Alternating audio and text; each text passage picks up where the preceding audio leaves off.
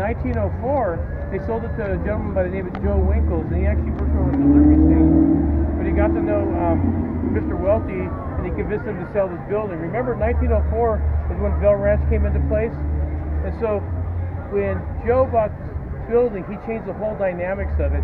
He renamed it the Ramona Inn. He had a beautiful bar brought in by the railroad. He had poker tables, faro tables, Wheel of Fortune, old-fashioned slot machines, billiard tables put in there. He rented all the rooms. All the rooms came with fallen angels and soiled doves. So this was a bordello. He ran a bordello on the top, and he ran a saloon on the bottom up until he passed away in the 1930s. Even during Prohibition, he ran a blind pig saloon in this building here. There were actually several blind pig saloons in Temecula. Remember, Temecula's way away from everybody, right? Okay, so nobody really cares. He knew people from the LA acting scene, so he built an 8-foot fence around the property. He used to run bulldog and badger fights in the back. People like Fatty Arbuckle, Hal Roach, and Buster Keaton used to come out here from Hollywood. They would come out here, let their hair down, do whatever they want with whoever they want, and they would go back to work, you know, the clean, respectable actors they were. In the 1920s, he took away most of the rooms, and he built a sparring ring up there. He knew people in the boxing scene, so people like Jack Dempsey and Jim Sharkey came out here.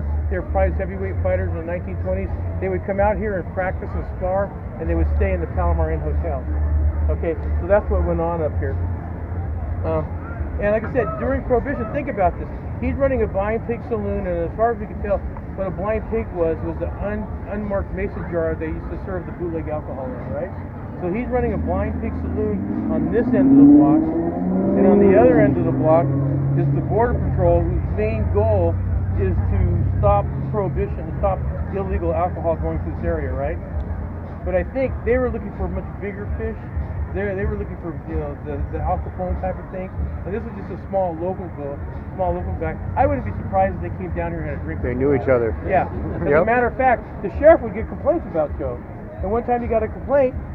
He said, "Okay, I'll go out and talk to Temecula. I'll talk to Joe." And he goes, "Well, Joe, I hear you're serving alcohol out here. You know you can't do it because Prohibition." He says, "Well, there may be some truth to that." He says, "Why don't you come in and have a couple drinks? We'll talk about it." So the sheriff would go in and have a couple drinks. He'd go back to Riverside. He goes, "I talked to Joe. Everything's okay." Right? Now, nothing else really happened except in 1907, on Christmas Eve, 2 men were murdered right in there.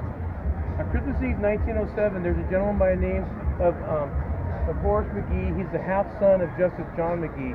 And he had come in earlier in the day, about 4 o'clock. He was very drunk. He met Joe. Joe threw him out because he was drunk. Horace thought that he was being thrown out because he was half Indian, right? But it's not because he was an alcoholic and a mean alcoholic. So he went over there, and there's a pawn shop right there by the bank. So he went in there and he bought a gun, and nobody knew about it. Later on that evening, he came back into the store, into the saloon, and he was met right inside the door by a gentleman named Luis Escalier. And so they got into this argument, but nobody knew what they were arguing about because they were arguing in Spanish. And so back in the back is a gentleman by the name of Preston Van Swagen. He's the town constable. He's playing billiards. He sees what's going on, so he decides he's going to walk up and take care of the issue up here. Well, the argument goes from Spanish to English, and Horace goes, "Well, if you don't like it, you could just kiss my ass." And so he drops his drawers and turns around and pours his rear end at Mr. Escalier. Mr. Escalier standing there smoking a cigar.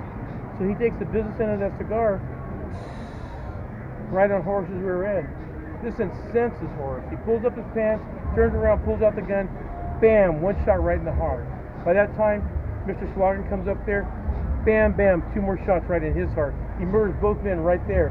He comes running out of the street, he empties out his gun, everybody comes out following him. There's a Santa Fe brakeman playing billiards. He comes out in his billiard suit, he starts clubbing Horace. He almost clubs him to death.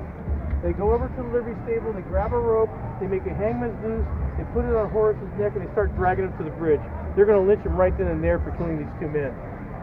By the time they got down there, the assigned deputy sheriff was Hugh McGonville. So he took control of the situation, took control of Horace, and threw him in the livery stable. But he was afraid he wasn't going to make it through the night, not because of his injuries, because there was a lynch mob out here in the middle of the street. It was Christmas Eve, remember? And so, after everybody went home, what Mr. McConville did is he took Horace by horseback to Riverside and put him in the jail out there, and that saved his life. So Horace was tried and convicted, and he was